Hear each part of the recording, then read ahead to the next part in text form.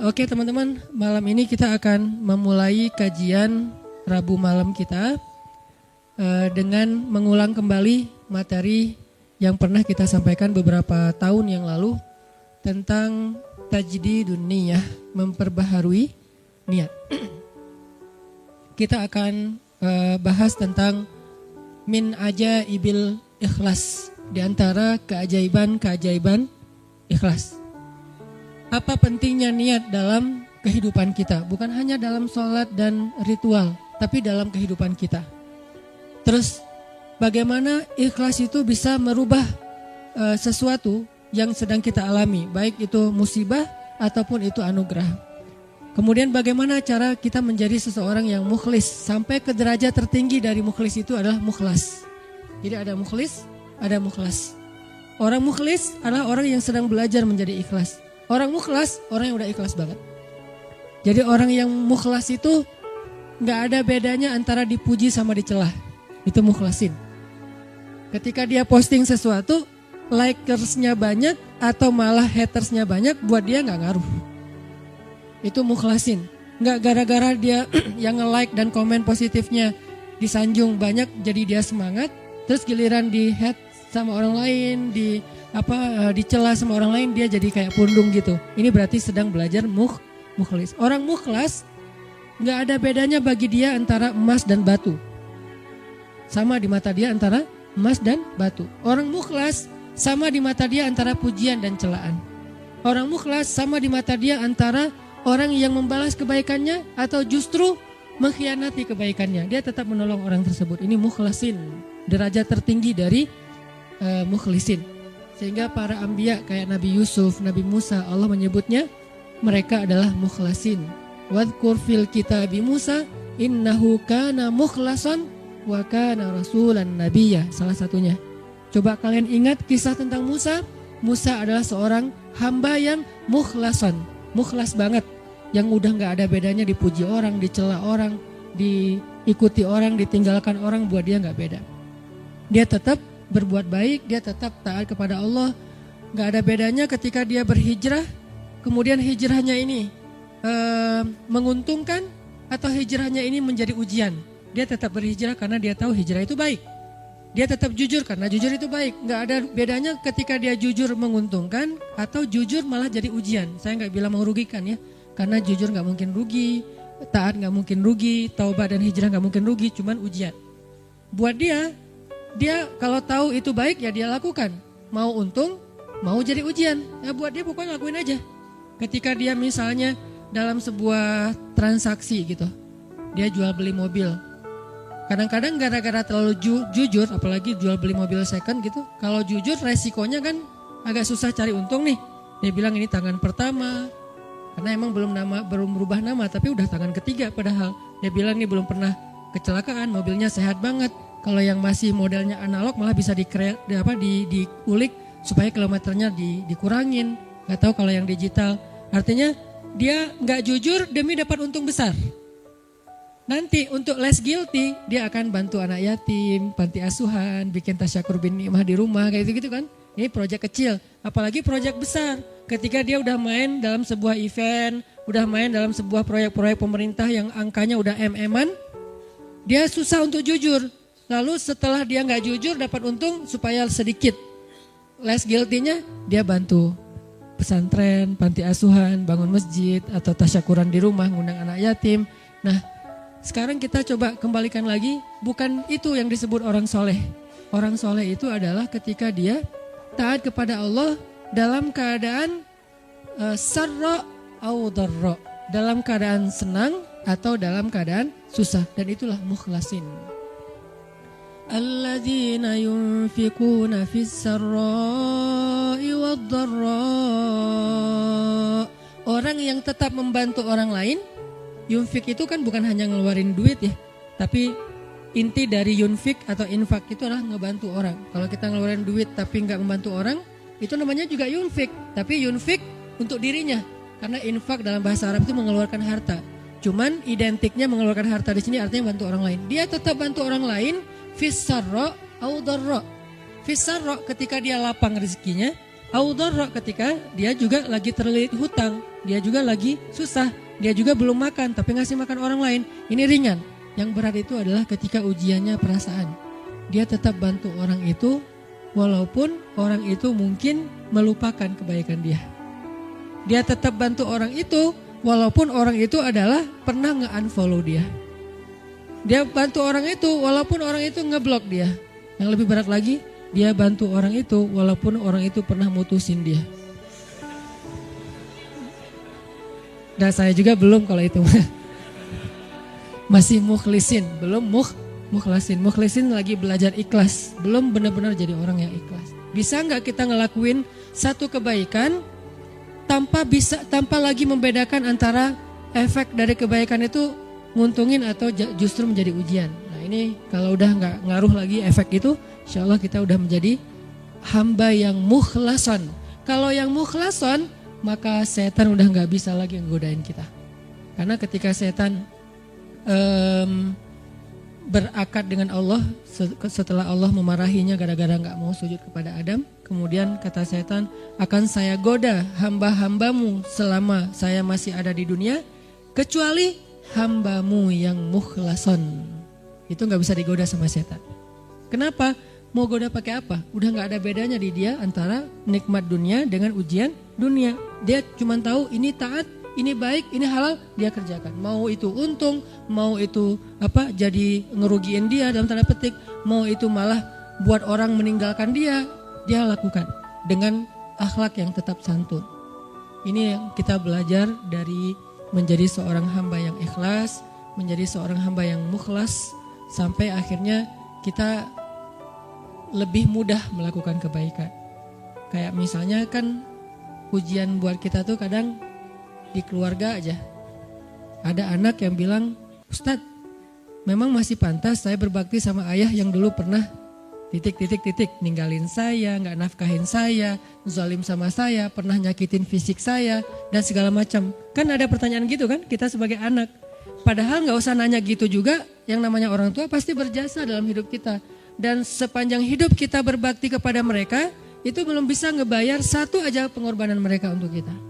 Sama kayak seorang istri kepada suami. Begitu juga anak kepada orang tua. Tanpa bertanya gitu, apalagi sampai nanya. Kalau sampai misalnya kita berpikir, ayah saya pernah zalim sama saya, ibu saya pernah zalim sama saya dengan berbagai macam kasus. Maka jawabannya kalau dari angle konten kita malam ini, mau jadi orang yang mukhlas atau mau jadi orang yang pamrih. Kalau mau jadi orang yang mukhlas, gak ada bedanya. Asalkan itu adalah berbakti kepada orang tua.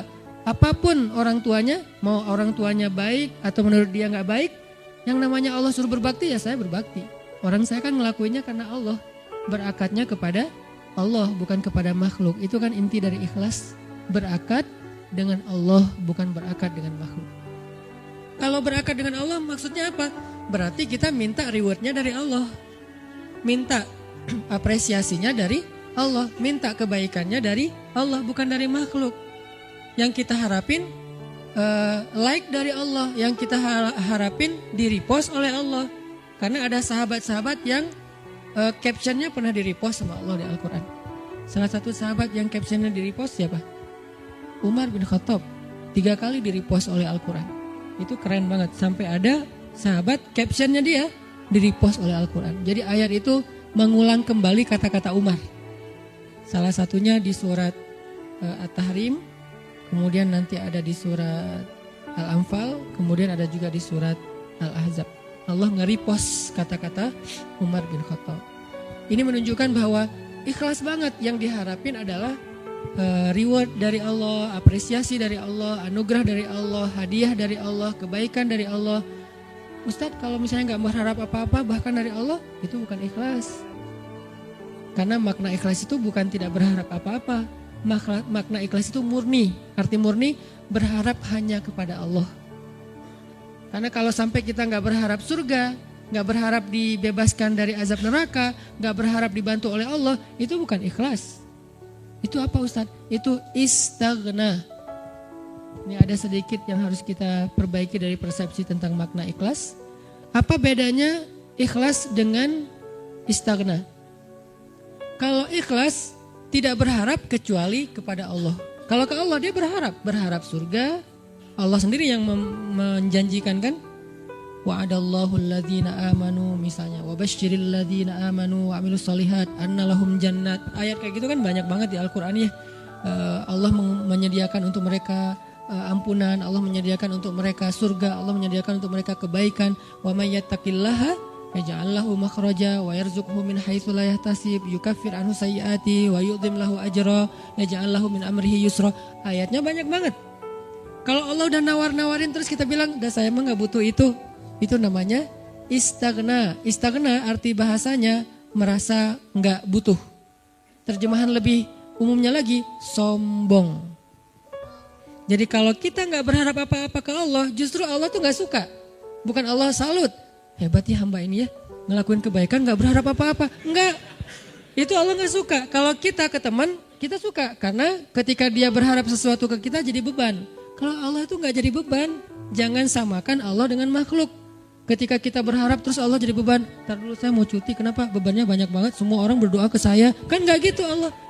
Masa ketika kita berdoa Allah jadi beban? Bukankah Allah berfirman, Kullu yaumin huwa fi sya'an.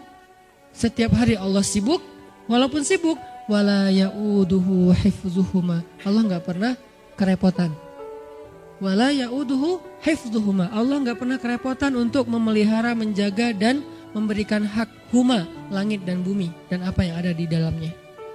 Jadi ikhlas itu bukan enggak berharap apa-apa teman-teman.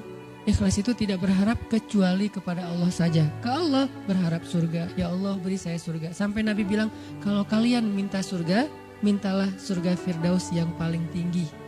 Jadi puncaknya Firdaus. Apakah Nabi kurang ikhlas? Bukankah ikhlas kita belajarnya dari Nabi? Adakah yang lebih baik ikhlasnya daripada Nabi? Tidak ada. Bahkan para anbiya pun belajarnya kepada Rasulullah seandainya mereka sezaman. Bukti mereka Nabi lebih baik dari mereka apa? Semua Nabi itu nge-mention Nabi Muhammad. Semua Nabi, dari mulai Nabi Adam, Nuh, apalagi Rasul ya. Nuh, Musa, Ibrahim. Semua Nabi dan Rasul pernah mention tentang @Muhammad_Abdullah. Semua pernah mention di postingan mereka. Bahkan banyak kayak Musa sering. Nabi Ibrahim bahkan dalam doa-doa beliau gak mention Nabi kan. Sehingga Nabi Muhammad itu udah dikenal dari sejak zaman Nabi Adam. Kapan ya Muhammad datang? Lewat satu zaman, belum muncul. Lewat zaman kedua, kapan ya Muhammad yang dimention itu datang? Jadi setiap umat yang soleh pasti nungguin Rasulullah loh. Umat Nabi Adam nungguin Nabi Muhammad, umat Nabi Nuh nungguin Nabi Muhammad. Tapi mereka tahu bahwa Nabi ini akan muncul, cuman gak tahu kapannya. Ternyata beruntungnya kita, beliau muncul dan kita menjadi umatnya. Yang pengen jadi umat Nabi Muhammad itu bukan cuma kita teman-teman. Semua umat Nabi itu pengen jadi umat Nabi Muhammad.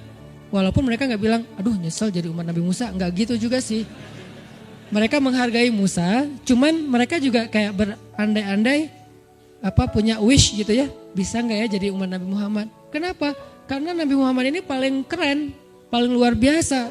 Ya Sayyidul Anam, bukan cuma Sayyidul Anbiya, Sayyidul Anam, pemimpinnya semua manusia. Bahkan malaikat juga ikut kepada Rasulullah SAW gitu. Para Anbiya sholat di Masjid Al-Aqsa diimamin oleh Rasulullah SAW. Jadi nggak ada orang yang lebih baik dalam masalah agama daripada Rasul. Kalau Nabi mengajarkan kita tentang mengharapkan kebaikan kepada Allah dan itu masuk dalam bagian ikhlas, berarti kalau ada orang yang gak mengharapkan lalu merasa paling ikhlas, ini pasti ada yang miss nih tentang pemahamannya. Enggak, tetap berharap, ya Allah masukkan saya ke surga. Bahkan doa kita sebelum kita salam, salah satu yang diajarkan apa? Allahumma inni a'udzubika min azabi jahannam wa min azabil qabr wa min fitnatil mahya wal mamat wa min syiddatil fitnah wa min syarri fitnatil masihid dajjal. Atau doa yang dibaca sama Bilal terus di like sama Nabi itu apa? Yang diposting sama Bilal. Allahumma inni as'aluka ridhaka wal jannah wa a'udzubika min sakhatika wan nar. Itu kan postingan Bilal ya. Yang first like-nya malah Rasulullah. Lalu yang lain pas ngeliat Rasulullah nge-like pada nge-like juga. Akhirnya malah di save gitu postingan Bilal dan dihafal. Kemudian di repost sampai zaman kita sekarang. Isinya apa itu? Meminta dan berlindung. Berarti mengharapkan kan? Meminta berarti mengharapkan surga dan ridho Allah. Berlindung berarti mengharapkan terbebas dari neraka dan dan kemarahan Allah. Ini berarti ikhlas. Jadi kalau kamu kenapa puasa? Biar ujian nasionalnya lancar. Oh nggak ikhlas tuh. Ikhlas kalau berharapnya ke Allah. Kenapa tahajud? Biar nilainya bagus. Ikhlas kalau berharapnya ke Allah. Kenapa ini? Karena ini. Kenapa ini? Baik urusan dunia maupun urusan akhirat selama halal ya. Karena kenapa sekarang kamu rajin tahajud? Biar gua bisa dagangannya laku. Padahal dalam berdagang dia banyak curang. Ini nih agak klise nih. Klise sekali ya. Mirip-mirip dengan orang Khawarij di zaman sahabat. Sampai Nabi bilang gini. Ini klisenya Khawarij ya. Kalau di zaman kita menurut sebagian besar ulama dan saya sepakat dengan itu seperti ISIS. Klisenya Khawarij itu apa? Kata Nabi, kalau kalian membandingkan ibadah kalian dengan ibadah mereka, maka kalian akan meremehkan ibadah kalian. Saking ibadah orang Khawarij itu luar biasa. Itu soleh banget dari sisi ibadah ya. Taat banget, rajin ibadah banget. Sampai di zaman sahabat ada orang Khawarij lagi selesai perang, mereka istirahat di bawah sebuah pohon korma. Duduk di atas kepala para sahabat. Jadi ada sahabat yang dipenggal kepalanya, mereka duduk di atas kepala sahabat yang habis dipenggal, istirahat, tiba-tiba jatuh buah kurma. Pas buah kurma jatuh, temannya ngambil. Kata temannya yang lagi duduk di atas kepala sahabat bilang, jangan makan, itu kan bukan hak kita. Karena kita belum minta izin kepada pemilik. Giliran satu butir kurma, mereka mikirin halal haram. Tapi di bawah mereka lagi didudukin kepalanya para sahabat yang dijamin masuk surga. Klise kan?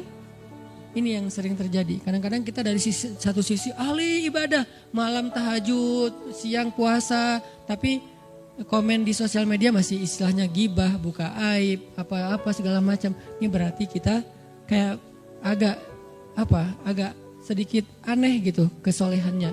Nah, termasuk orang yang pengen jadi orang baik tapi nggak mengharapkan apa-apa. Sampai ada syair, dan saya agak kurang setuju dengan syair ini.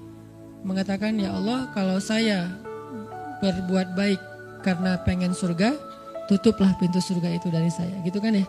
Kalau saya beribadah karena takut neraka, masukkanlah saya ke dalam neraka. Saya melakukan itu hanya karena cinta. Terkesan hub, al-khawf, dan ar-roja itu tiga hal yang bertentangan. Padahal tiga hal ini, tiga-tiganya bagian dari iman. Hub, cinta, bagian dari iman. Kita harus mencintai Allah lebih dari segalanya. Khauf, takut kepada Allah, bagian dari iman. Sampai Nabi mengatakan, Ra'sul hikmah makhafatullah. Puncaknya orang yang berilmu itu takut sama Allah. Jadi orang yang paling takut pada Allah, yang paling banyak berilmu. Innama yakhshallaha min ibadihi al-ulama. Orang yang paling takut kepada Allah di antara hambanya adalah orang yang berilmu. Begitu juga dengan ar-raja. Siapa yang mengharapkan kebaikan di sisi Allah, maka dia mendapatkan apa yang diharapkan, termasuk niat. Maka yang paling tepat di antara makna ikhlas, ikhlas itu tidak berharap kecuali hanya kepada Allah. Kalau berharap kepada Allah, itu semuanya ikhlas. Kalau enggak berharap apa-apa dari Allah, namanya istaghna. Dan ayat tentang istaghna, kalla innal insana la yatgha ar-ra'ahu istaghna. Manusia itu akan banyak berbuat dosa ketika dia merasa dirinya serba cukup, enggak butuh lagi kepada Allah SWT. Insyaallah nanti kita lanjutkan setelah sholat Isya. Teman-teman sekalian, kita lanjutkan tentang pembahasan min ajaibil ikhlas, di antara keajaiban ikhlas. Dan tadi kita membahas tentang arti ikhlas itu apa. Ternyata ikhlas itu bukan gak berharap apa-apa kepada Allah, seolah-olah kita gak merasa butuh kepada Allah. Padahal justru berharap kepada Allah, bergantung kepada Allah, meminta kepada Allah, itu bagian dari ibadah. Jadi kalau kita pengen dapat banyak pahala ibadah, doa aja yang sering. Karena berdoa itu adalah ibadah. Dan Nabi yang paling banyak berdoa itu salah satunya Nabi Ibrahim. Dan kita baca di dalam Al-Quran gimana doa-doa Ibrahim yang sangat luar biasa. Sehingga Ibrahim dikenal dengan istilah awwahun, hamba yang awwah. Arti awwah itu da'a, arti da'a banyak berdoa. Jadi kalau Ibrahim aja Allah sayang banget kepada beliau karena suka berdoa, berarti doa itu adalah ibadah. Dan Allah gak akan repot sama sekali kalau kita minta. Request kita sebanyak apapun ke Allah gak repot sama sekali. Bahkan kadang-kadang kita meminta sesuatu yang menurut logika kita udah gak mungkin, buat Allah juga bukan sesuatu yang berat. Gak akan Allah terganggu, kamu kalau minta ngira-ngira dong gitu. Masa minta sesuatu yang udah gak mungkin lagi dikabulkan? Enggak, karena ala kulli syai'in qadir, gak ada batasan. Allah maha kuasa atas segala sesuatu. Justru dengan meminta kita lagi belajar iman loh teman-teman. Meminta itu belajar iman, kayak kita lagi mau jalan, naik kendaraan atau naik pesawat. Begitu dia mau take off, Bismillahirrahmanirrahim, ya Allah mudah-mudahan selamat kalau bahasa kita ya. Itu kan belajar bergantung ke Allah. Justru orang yang gak meminta ke Allah, gak bergantung ke Allah, itu istaghna, sombong. Memangnya kita yakin take off ini akan berhasil, akan sukses. Apalagi landing, itu lebih berat lagi tuh. Selalu deg-degan saya kalau udah landing. Apalagi kalau yang misalnya pesawatnya agak kecil, terus cuacanya gak bagus, landingnya sampai gak terlalu mulus gitu, itu kan resikonya tinggi. Sehingga pas lagi landing, doanya mungkin 3 kali lipat pas dari take off gitu. Kalau take off doanya subhanallah sakharana haza, kalau landing sampai yasinan, ayat kursi, ar-rahman. Kenapa? Karena bergantung kepada Allah. Loh kok pas lagi kayak gitu berdoa, ya ke siapa lagi coba kita berlindung, ke siapa lagi kita bergantung, ke siapa lagi kita berharap. Itu bagian dari iman. Jadi makin sering berdoa, kita makin sering belajar gantung, kayak manja gitu ke Allah. Dan emang harusnya kayak gitu, manja banget sama Allah. Ya Allah nih gimana ya, ya Allah saya ada ini, ya Allah ada itu.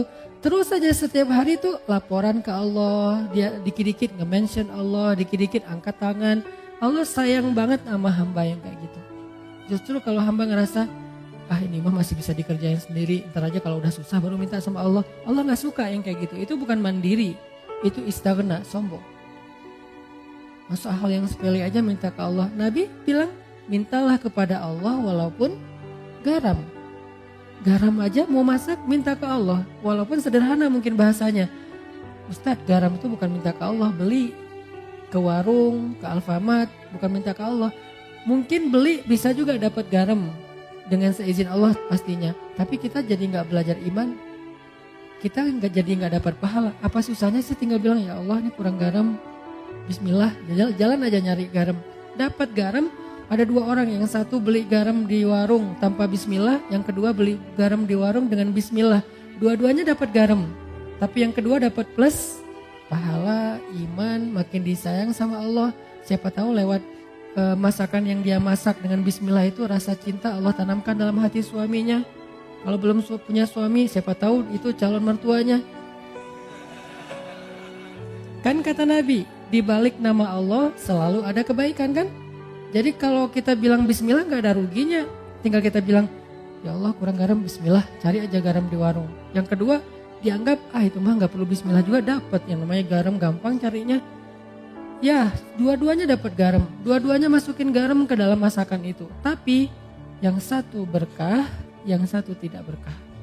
Segala sesuatu yang dilibatkan nama Allah di dalamnya, kata Nabi, Allah munculkan kebaikan atau keberkahan. Segala sesuatu yang tidak ada nama Allah, Allah cabut keberkahannya. Jadi bukan hanya masalah makanan yang kita makan teman-teman, tapi apa kebaikan setelah itu yang kita dapetin. Sehingga kalau misalnya kita ngerasa mampu pun secara logika sederhana, mudah, tetap pakai nama Allah. Tetap minta sama Allah. Karena yang kita minta bukan yang mudah itu doang, tapi apa yang setelah itu. Kita jalan naik motor, cuman deket doang ke rumah teman atau kemana gitu yang mungkin bahkan kadang-kadang gak perlu takut ada razia atau apa. Karena terlalu dekat gitu. Atau di kampung gak pakai helm juga, walaupun ini bukan saya gak nganjurin ya. Kan banyak tuh realitasnya kayak gitu ya. Lupa bismillah, giliran yang jalannya biasa pakai razia. Bismillahirrahmanirrahim, bismillahirrahmanirrahim, auzubillahimin polisi misalnya. Sampai doanya macam-macam gitu kan ya. Kenapa? Karena dianggap itu beresiko. Giliran yang ringan-ringan enggak. Jangan lihat itunya doang, lihat apa setelahnya. Jangan-jangan pas kita nggak baca bismillah, emang nggak ada kejadian apa-apa. Tapi kita lupa, mungkin harusnya kita dapat kebaikan loh. Tapi gara-gara gak baca bismillah, kita gak dapat kebaikan. Walaupun gak dapat musibah. Siapa tahu pas lagi kita jalan, harusnya tadi Allah udah naruh kayak kita main game kan suka ditaruh kayak bonus-bonus gitu, nyawa atau apalah ya. Terus kalau pas lewat nyamber dapat naik gitu nyawanya, dapat 1 strip, dapat 2 strip. Nah kalau gak baca bismillah kita gak dapat itu, tapi pulang tetap selamat. Akhirnya kita pikir gak ngaruh juga gak baca bismillah, enggak. Jangan lihat kejadian itu aja, tapi lihat apa setelahnya. Siapa tahu dengan baca bismillah, bukan siapa tahu sih, yakin dengan baca bismillah kita dapat kebaikan. Yang kita min haitsu la yahtasib, yang kita nggak pernah tahu, nggak pernah duga. Yang kayak cerita saya dulu dapat alhamdulillah beli rumah gara-gara sholat asar di masjid Cihanjuang yang sekarang dekat rumah. Kenapa bisa kayak gitu? Mana saya tahu ada yang akan jual rumah di masjid lagi sholat asar. Kalau bukan karena Allah yang ngatur banget kan segala sesuatu teh. Jadi minta sama Allah. Berharaplah kebaikan-kebaikan sebanyak apapun dari Allah, itu gak ngerugiin Allah. Sampai Nabi mengatakan, seandainya semua makhluk, semua manusia dari mulai Adam sampai manusia terakhir berkumpul sekaligus, lalu mereka semuanya meminta kepada Allah kebaikan dan pertolongan, maka Allah memberikan semua permintaan mereka dikabulkan satu persatu sesuai dengan hajatnya. Maka semua itu tidak mengurangi kebesaran Allah, walaupun sekecil 1 tetes air yang dicelupkan dengan ujung jarum ke dalam lautan, sama sekali gak berkurang. Apa repotnya buat Allah? Ini berharap udah ngumpul semua, bukan sealatif loh. Dari Nabi Adam sampai manusia terakhir ngumpul, numplek semuanya, ya Allah, ya Allah, ya Allah, semuanya teriak minta kepada Allah, dan Allah kabulkan satu-satu masing-masing dikabulkan sampai beres hajatnya. Itu nggak mengurangi kebesaran Allah walaupun seujung kuku sekalipun atau seujung jarum sekalipun.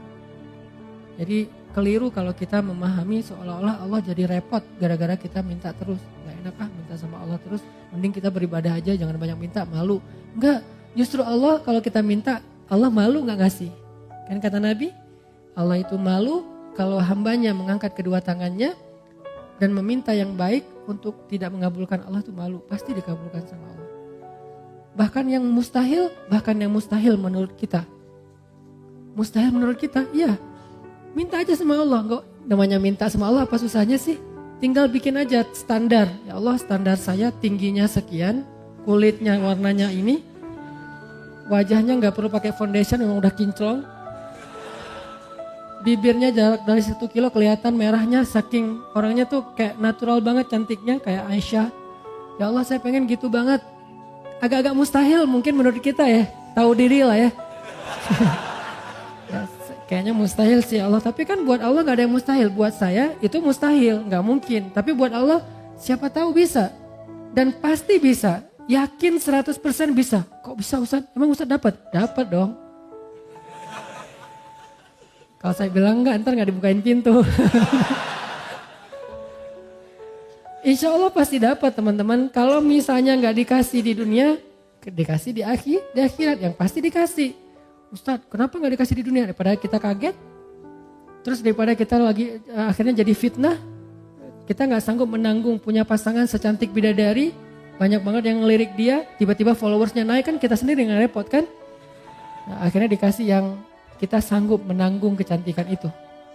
Sehingga kita gak terabaikan dari hal yang lain, gak bikin kita sombong. Coba kalau terlalu keren malah bikin kita sombong. Kalau yang terlalu biasa bikin kita bingung. Ya udah yang tengah-tengah aja, sesuai dengan kebutuhan kita. Nanti di akhirat baru dikasih sesuai dengan kita. Ya Allah, kok sekarang saya dapatnya keren gini ya Allah, kan kamu dulu mintanya gini. Siapa dia? Pasangan halal kita di dunia yang Allah make upin lagi nanti di akhirat.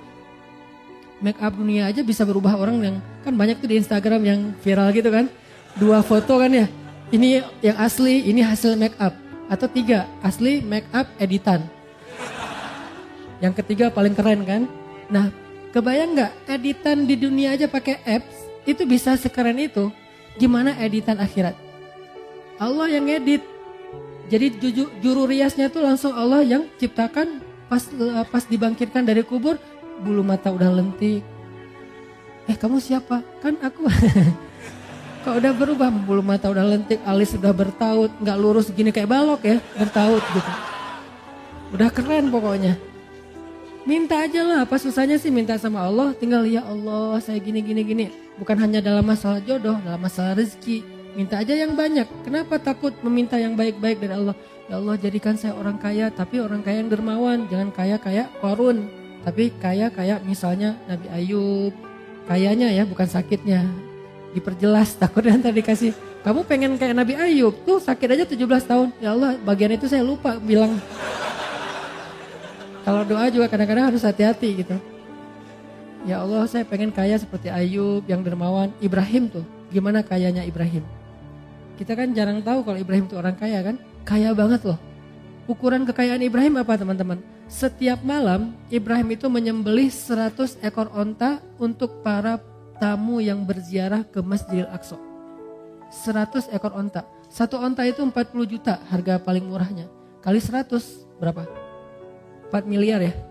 Setiap malam 4 miliar. Setiap malam.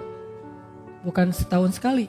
Setiap malam ngeluarin duit 4 miliar untuk ngejamu para penziarah yang datang ke kota suci Al-Quds. Itu baru makanan. Dan beliau menyediakan tempat penginapan bintang 5 gratis untuk semua para turis yang datang ke Masjid Al-Aqsa. Jadi Masjid Al-Aqsa yang sekarang Al-Quds yang diklaim Israel segala itu, dulu tuh Ibrahim sendiri yang ngelolanya tuh. Ibrahim tuh bukan orang miskin, orang kaya. Tapi diuji ninggalin istri dan anaknya di tengah padang batu dengan bekal yang seadanya. Kalau beliau nggak punya apa-apa, wajar dong. Hajar menganggap, oh Ibrahim memang nggak punya apa-apa, ninggalin kita di sini. Tapi Ibrahim tuh orang kaya raya, kok bisa ninggalin istrinya kayak gitu, nggak dikasih bekal yang cukup? Ujian buat Hajar dari Allah SWT.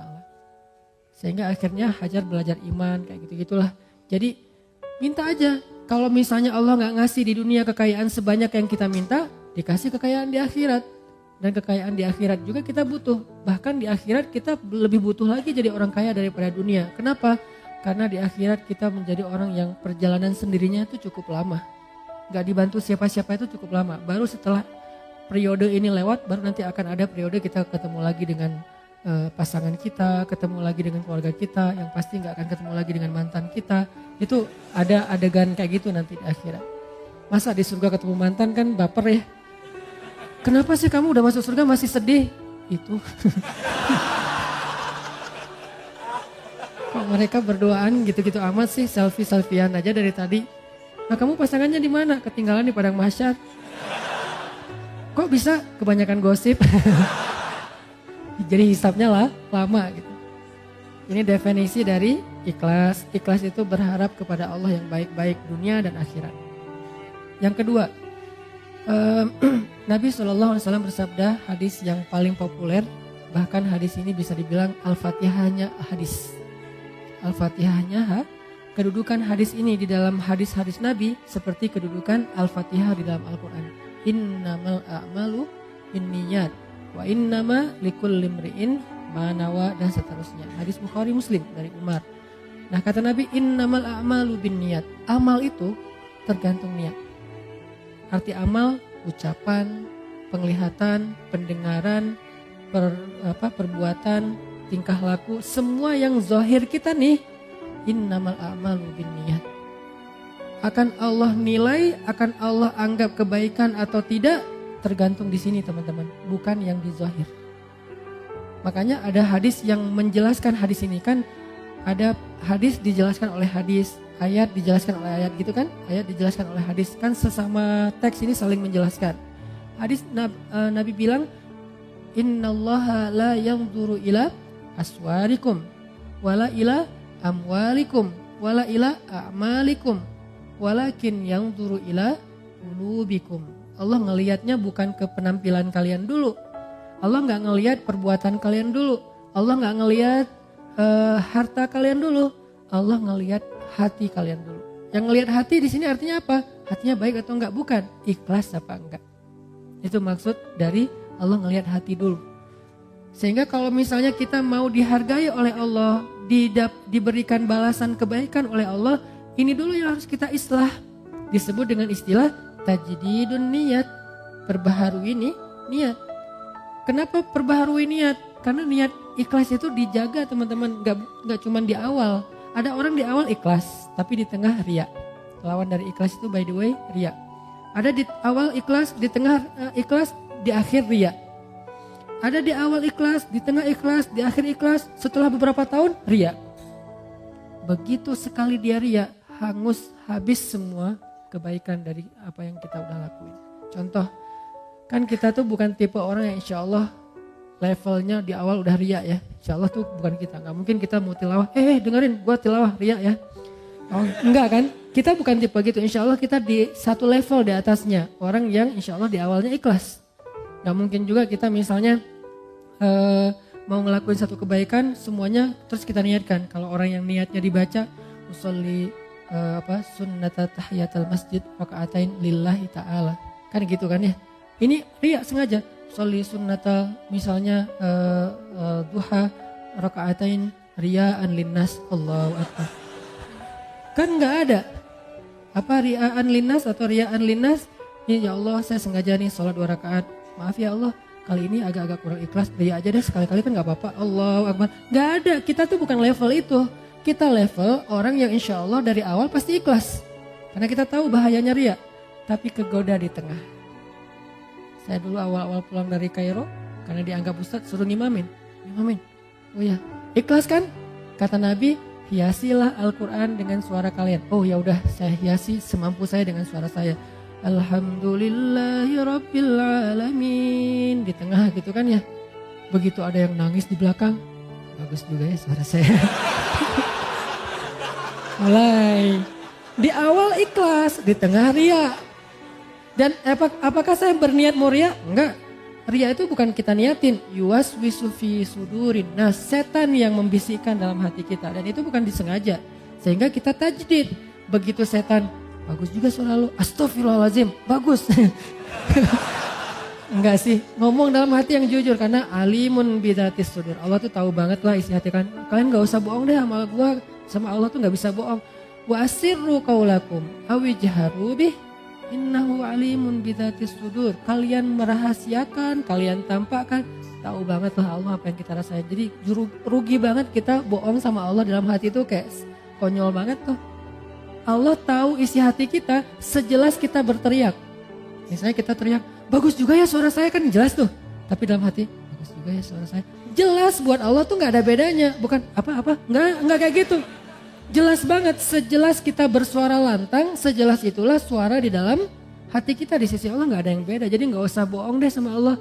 Yukhadi'unallah kan gitu kan, membohongi Allah. Padahal wa ma yakhda'una illa anfusahum, cuma ngebohongi diri sendiri. Nih riya di tengah, riya di akhir, di tengah enggak. Soalnya gak ada yang nangis, biasa aja gitu. Tilawah, begitu selesai sholat datang, Ustaz baru pertama saya bisa nangis dalam sholat.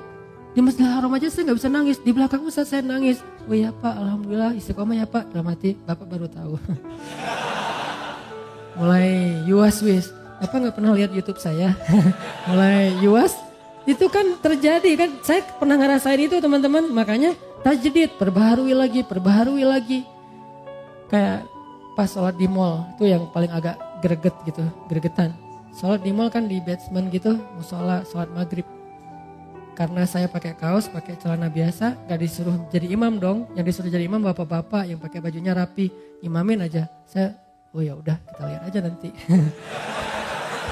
Jadi ngomong. Begitu si bapak baca Quran, tuh kan kata saya juga apa?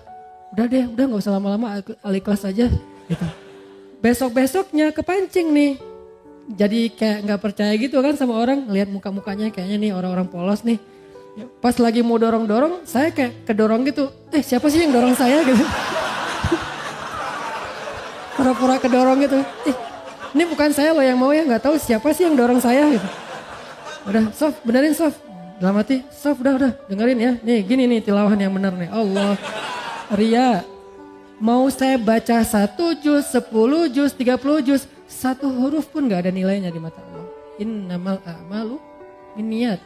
Dan gak bisa saya bohong sama Allah. Bohong ke manusia mungkin bisa. Saya kayak bacanya kayak khusyuk banget. Orang-orang sampai kagum gitu, respect. Masya Allah ya suaranya, bacaannya luar biasa. Pasti dari hati nih, karena kerasa di hati. Kata dia. Tapi kan Allah tahu. Tapi Allah maha menutupi aib. Allah gak mau buka. Enak aja lo ngomong. Enggak. Allah baru buka aib nanti di akhirat. Di dunia gak akan Allah buka. Allah menjaga aib kita. Supaya apa? Supaya kita perbaiki diri. Ya Allah, dia ngomongnya gitu berangga. Astagfirullahaladzim. Tajdidin niyah, perbaharui lagi niatnya, perbaharui. Ini pengennya karena Allah. Datang setan-setan tuh gak akan lepas kita. Dia pegang erat-erat tuh. Setan gak mau ngelepas kita sampai kapan? Sampai mukhlasin. Gak ada bedanya lagi tadi pujian atau celaan. Baru dia akan nyerah. Tapi kan kelas kita masih mukhlisin ya. Itu juga kalau mampu. Nah, kadang-kadang bukan di akhir, nanti setelah beberapa tahun. Nah, kayak misalnya kita tahajud. Udah 10 tahun nih tahajud. Tiba-tiba ada teman kita mancing. Gimana ya biar bisa tahajud? Susah banget, saya udah masang 10 alarm gak kebangun. Udah tidur di lantai biar cepat bangun, malah lebih nyenyak tidurnya.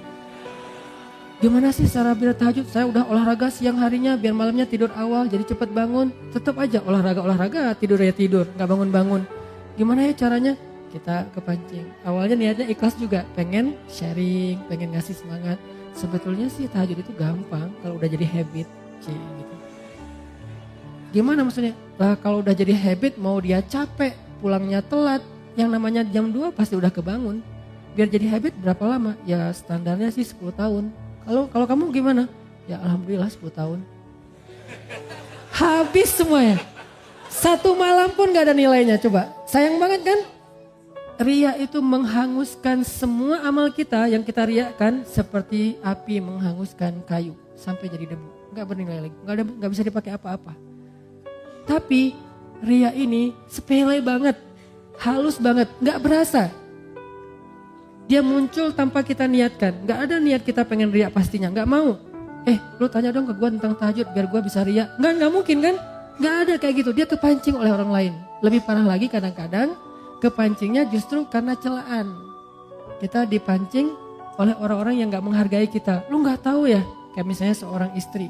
Suaminya misalnya kayak ngerasa paling banyak berjasa sendiri. Paling banyak berbuat. Paling penting di rumah itu. Akhirnya istrinya, tahu nggak sih kerjaan saya di rumah ngapain aja? Disebutin satu persatu pengorbanannya, kebaikannya. Gara-gara kepancing oleh suami, habis semuanya. Makanya jangan kepedean dulu bahwa kalau kita udah bertaubat, berhijrah, udah rajin ke masjid, kita lebih mulia dari orang lain yang belum melakukan itu, belum tentu. Kebaikan kita yang banyak, apakah menjamin kita lebih mulia? Belum tentu. Sampai akhir hayat baru dihitung. Karena hisab itu bukan di dunia, di akhirat. Kenapa kita udah menghisab di dunia?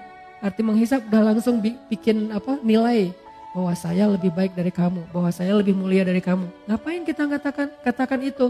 Padahal kita belum wafat. Kok masih belum bisa disimpulkan, Ustaz? Bukankah nanti di akhir hayat bisa aja semuanya jadi hangus gara-gara ria? Seorang kakek ngumpulin keluarganya pas lagi sakit keras. Anaknya, cucunya, menantunya. Nah, cucu-cucu semuanya jangan tinggalin sholat ya. Ya kek, alhamdulillah kakek udah 40 tahun gak pernah tinggal sholat, habis sholatnya. Kamu kalau udah mampu segera haji. Karena kalau udah tua susah haji, kakek dulu haji itu udah susah. Untungnya kakek orangnya semangatnya tinggi. Jadi walaupun susah dilakonin juga. Alhamdulillah udah 15 kali haji, habis hajinya. Tilawah minimal sehari 1 juz ya tilawahnya. Alhamdulillah udah 20 tahun kakek itu gara-gara ikut program apa gitu. Setiap hari bisa 1 juz. Akhirnya kakek udah 20 tahun gak pernah tinggal tilawah 1 hari 1 juz. Habis semuanya. Padahal bentar lagi mau meninggal. Rugi kan? Begitu bangkit ya Allah amal saya mana? Habis. Kapan habisnya? Detik-detik terakhir. Makanya jangan langsung menyimpulkan. La tuzakku anfusakum kata Allah. Janganlah kalian menganggap diri kalian suci atau lebih mulia daripada orang lain. Tapi bersyukur atas kebaikan, hidayah, taubat, amal soleh ini. Ya itu berarti kita menghargai Allah, bukan memuliakan diri sendiri.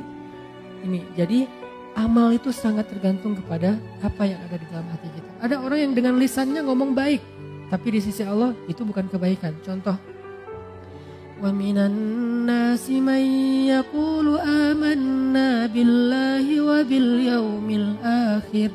Ada manusia, Allah gak mau nyebut orang beriman karena tidak beriman. Ada orang bilang amanna billahi wa bil yaumil akhir. Kami beriman kepada Allah, kami beriman kepada hari akhir. Declare. dia posting.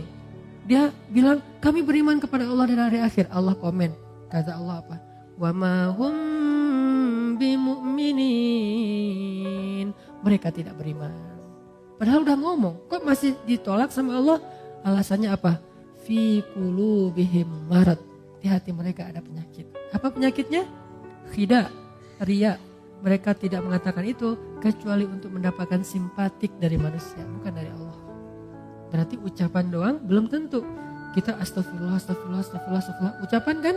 Kalau nggak benar dari hati bahwa kita benar-benar menyesali dosa, maka Allah menilai sesuai dengan hati kita. Siapa tahu kita istighfar hanya pengen disebut sebagai ahli istighfar.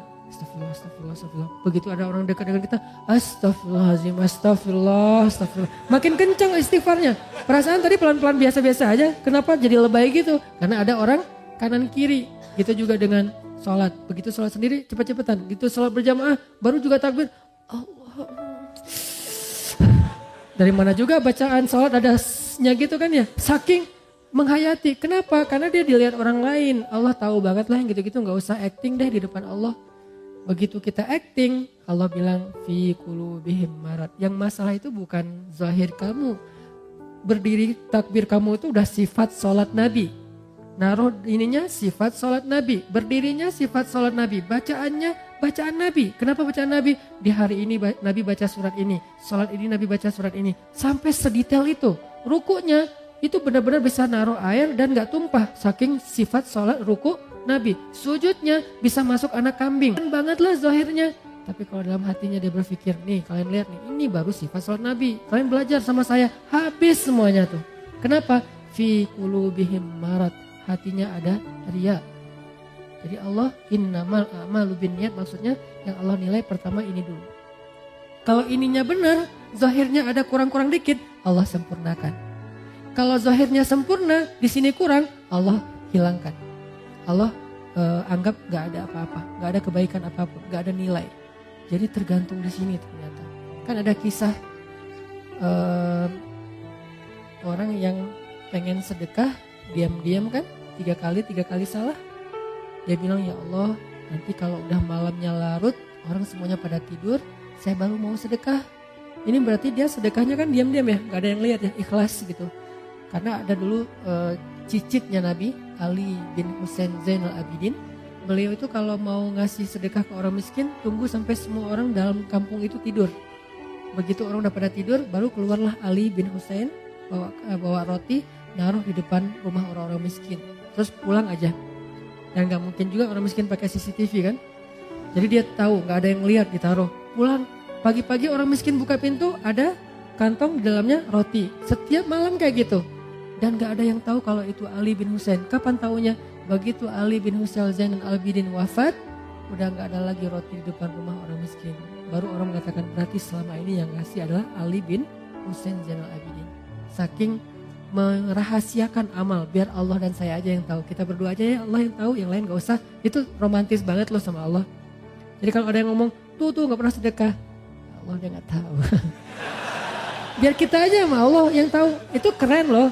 Jadi ada amal yang biar jadi rahasia. Kan kalau ada rahasia tuh jadi terkesan akrab ya. Kayak romantis gitu kan. Kayak kita misalnya dengan orang-orang khusus, sahabat kita, geng kita. Kan kita punya rahasia yang orang lain gak tahu kan. Jadi kalau ada orang yang ngomongin macam-macam, kita ngelirik dia aja sambil senyum-senyum. Dia gak tahu kan. Nah ini dengan Allah juga harusnya ada kayak gitu. Walaupun gak mungkin semua amal pastinya. Masa ke masjid kita gak ada yang tahu. Berarti ke masjidnya pas gak lagi azan. Kamu ngapain jam 12 ke masjid? Saya sholat jamaahnya gak ada yang tahu, ikhlas. Gak ada azan juga. Tapi kalau misalnya sholat jamaahnya pas azan, ya pasti orang tahu lah. Dia tuh rajin sholat jamaah. Ya itu di luar kemampuan kita. Bagian itu kita tajdidun niyah. Tapi yang lain yang masih bisa dirahasiain, rahasiain. Karena ada ulama dulu tuh merahasiakan ibadah malamnya sampai 40 tahun gak ada yang tahu kalau dia tuh tahajud. Jadi orang bilang dia tuh gak pernah tahajud. Padahal dia tahajud. Kok orang gak ada yang tahu caranya kalau orang masih melek dia biasa-biasa aja. Begitu dia pas orang lagi melek dia tidur. Begitu orang tidur dia bangun. Dia lagi sholat pas orang balik badan, karena orang tidur juga gerak ya. Pas orang balik badan dia langsung khawatir gitu. Ya Allah ketahuan. Ternyata dia cuma balik badan lanjutin. Waktunya orang bangun dia tidur lagi. Selama 40 tahun. Kenapa? Kata dia, saya tidak mau melakukan sesuatu yang diketahui manusia, kemudian setan menggoda saya untuk menjadi orang yang ria. Sehingga dirahasiakan, ketahuan gara-gara ada yang iseng ngintip. Akhirnya ketahuan juga, ya Allah saya pernah udah pengen ikhlas. Jadi bukan saya yang mau loh ya, ini saya tetap ikhlas kan. Ikhlas tapi ria, jadi ria terhadap ikhlas. Ini unik, ada orang yang ria terhadap ikhlas. Lo kenapa gak pernah melakukan tahajud? Gue orangnya gak mau sebut-sebut kalau tahajud. Udah biasa ngelakuin tengah malam jam sekian juga gak pernah dikasih tahu ke siapa-siapa, ikhlas dong. Ini ria terhadap ikhlas. Kenapa sih lo tilawah Al-Quran pelan-pelan? Soalnya suara gue terlalu bagus kalau terlalu kencang. Daripada gue nanti jadi ria, gue bacanya pelan-pelan aja. Terus ada yang pamer gitu, ada yang show off gitu di sebelah. Alhamdulillah, suara gitu aja pamer. Ria terhadap keikhlasannya. Jadi nggak rela kalau orang lain ria karena dia ngerasa ikhlas. Jadi pengennya lo nggak usah ria depan gue deh, gue ikhlas. Kalau gue mau pamer bisa, cuma kan gue nggak mau, gue pengennya ikhlas. Ini namanya ikhlas ria terhadap ikhlas. Ini aneh banget. Sama dengan orang yang perlu istighfar terhadap istighfar. Ya istighfar, al-istighfar yahtajul istighfar. Istighfarnya membutuhkan istighfar. Kenapa? Istighfarnya itu ria banget. Astagfirullah, ya Allah, zalamtu nafsi zulman katsira. Oh gak ada lagi orang, amin. Udah pergi aja. Padahal juga ada orang istighfarnya luar biasa. Ini nih, istighfar yahtajul istighfar. Istighfar yang membutuhkan istighfar. Jadi ada laki-laki, dia sedekah, ya Allah malam ini saya pengen sedekah ke orang pertama yang saya temuin di luar rumah. Malam-malam, kayak kita mungkin jam 12 malam dia keluar, ketemu seorang laki-laki, ngasih aja, pergi. Karena dia nggak mau ketahuan, nggak mau ngobrol biar nggak ketahuan, pergi aja. Besok pagi orang-orang pada ngomong jadi trending topik. Kata orang-orang semalam ada pencuri dapat sedekah, dia langsung ngerasa gitu, bukan kegeeran karena dia doang yang sedekah kan. Astagfirullahaladzim, berarti sedekah saya salah semalam buat pencuri. Ya Allah, saya ulangi deh ntar malam saya perbaiki. Maaf ya Allah. Malam kedua dia keluar lagi, diam-diam nggak ada orang, jalan nyari siapa yang bisa dibantu. Lewat seorang cewek, kasih, neng, langsung pergi. Besok pagi orang-orang ngomong, semalam seorang pezina dapat sedekah. Astagfirullahaladzim, salah lagi 2 kali. Dan ini ceritanya bukan fiksi, hadis dalam bentuk kisah. Malam ketiga dia keluar lagi, ketemu orang, kasih, pergi. Besok orang mengatakan, semalam ada orang paling kaya di kampung ini dapat sedekah. Astagfirullah, 3 kali salah. Malam keempat dia tidur, Allah utus malaikat menjelma dalam mimpinya. Ini namanya mimpi yang baik, ilham dari Allah. Malaikat itu bilang, fulan sedekah kamu 3 kali, mungkin kamu pikir salah, tapi Allah terima karena dia ikhlas. Yang pertama, sedekah kamu kepada pencuri, membuat dia tidak jadi mencuri karena sudah mendapatkan apa yang dia butuhkan. Sedekah kamu kepada pezina, membuat dia tidak jadi menjual tubuhnya karena dia sudah mendapatkan apa yang dia butuhkan. Dan yang ketiga, sedekah kamu ke orang kaya telah menyadarkan dia dari sifat kikir sehingga sekarang dia menjadi orang kaya yang dermawan. Lihat, amal zahirnya gak sempurna, tapi batinnya sempurna. Akhirnya Allah perbaiki. Ada orang amal zahirnya sempurna, batinnya rusak, Allah rusak. Siapa? Hadis tentang 3 orang yang pertama masuk neraka. Dihisap sama malaikat, ya Allah ini keren banget nih amalnya. Apa? Dia adalah seorang penghafal Quran 30 juz dengan riwayat mutawatir 10 qiraat. Keren banget nih ya Allah. Mau masuk surga mana? Kata Allah, tempatnya di neraka, kata Allah. Malaikat aja sampai heran karena malaikat kan gak tahu isi hati ya. Mereka cuma mencatat yang zahir doang. Allah yang tahu isi hati. Malaikat nanya, ya Allah salah dia apa? Kan dia ahli Al-Quran, rajin membaca, rajin menghafal, pembawa Al-Quran kemana-mana. Kata Allah, karena dia tidak menghafal Al-Quran untuk aku. Dia menghafal Al-Quran untuk dikenal sebagai qori, hafiz. Sempurnakan amalnya, tapi rusak isi hatinya. Sehingga rusak semua pahalanya. Yang kedua, orang yang dermawan. Ya Allah ini rajin banget sedekah, setiap hari sedekah. Kata Allah tempatnya di neraka. Kata malaikat, kenapa ya Allah? Dia tidak bersedekah untuk aku, dia bersedekah untuk disebut jawad, orang yang dermawan. Habis lagi, padahal sedekahnya udah sempurna. Yang paling parah tuh yang ketiga, di lehernya masih ada bekas luka karena terbunuh dalam peperangan. Malaikat kagum gitu, respect. Wah ini keren banget ya Allah, ini orang yang syahid, orang yang mujahid, orang yang berjihad. Kata Allah tempatnya di neraka malaikat. Kata malaikat, kenapa ya Allah? Dia tidak berjihad untuk aku, dia berjihad untuk disebut syuja, sang pemberani, seorang pahlawan. Lihat, zahirnya sempurna, batinnya rusak, maka rusak. Zahirnya kurang-kurang dikit, batinnya sempurna, maka sempurna. Innamal a'malu binniyat. Ini maksud dari kalimat ini. Insyaallah pekan depan kita lanjutkan kalimat wa innama likulli imri'in ma nawa. Apa artinya? Jadi per kalimat kita bahas, kita bedah, dan mulai tahun ini setelah lebaran ini kita akan membahas, mungkin akan sedikit nambah grade-nya ya. Pakai lebih banyak hadis, lebih banyak ayat supaya kita mulai punya basic yang kuat tentang Islam kita. Insyaallah tetap dalam bentuk booster motivasi. Jadi innamal a'malu binniyat, amal kita itu bukan yang zahir dulu yang Allah nilai, tapi isi hati dulu yang Allah nilai. Perbaiki niat, tajdidun niyah. Jaga amal kita dengan menjaga niat. Kita mungkin mudah menjaganya di awal. Bagaimana dengan di tengah ketika sedang melakukannya? Bagaimana dengan di akhir, apresiasi atau celaan orang setelahnya? Bagaimana setelah beberapa tahun, setelah kita merasa bahwa ini keren banget, kita istiqomah, itu akan sangat berpengaruh. Mungkin amal kita banyak, tapi belum tentu semuanya sampai kepada Allah. Dari sekian banyak amal yang kita lakukan, cuma sedikit mungkin yang sampai kepada Allah. Yang sedikit itu hanya yang gampang-gampang, yang ringan-ringan. Kenapa? Cuman itu yang kita gak bisa riya. Mau riyain apa? Bacanya Al-Ikhlas. Tapi giliran bacanya surat-surat yang susah, riya kan? Nah justru kadang-kadang yang sampai itu yang ringan-ringan, yang sepele-sepele, yang kita gak bisa riya ke siapa-siapa. Orang juga lebih baik dari kita. Mungkin cuma itu yang sampai ke hadapan Allah. Sedangkan yang susah kita lakuin malah gak sampai. Kenapa? Mungkin di awal, di tengah, di akhir ikhlas. Tapi after years akhirnya kita riya. Mudah-mudahan Allah menjaga amal kita dengan menjaga hati kita. Ya muqallibal qulub, tsabbit qulubana. Ya Allah yang membolak-balikan hati, tetapkanlah hati kami dalam keikhlasan.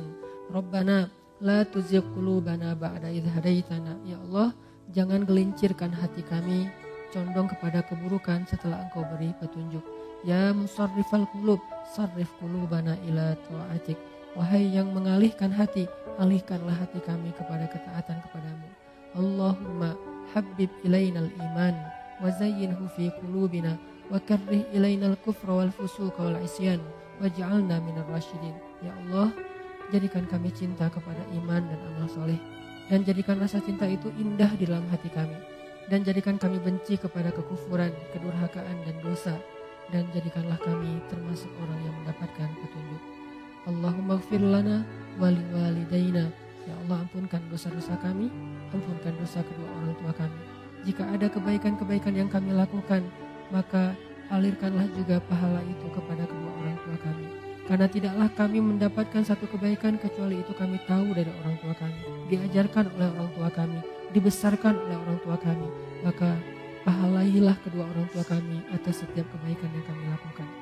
Rabbana atina fid dunya hasanah wa fil akhirati hasanah wa qina azabannar. Subhanakallahumma wa bihamdika asyhadu an la ilaha illa anta astaghfiruka wa atubu ilaik. Assalamualaikum warahmatullahi wabarakatuh.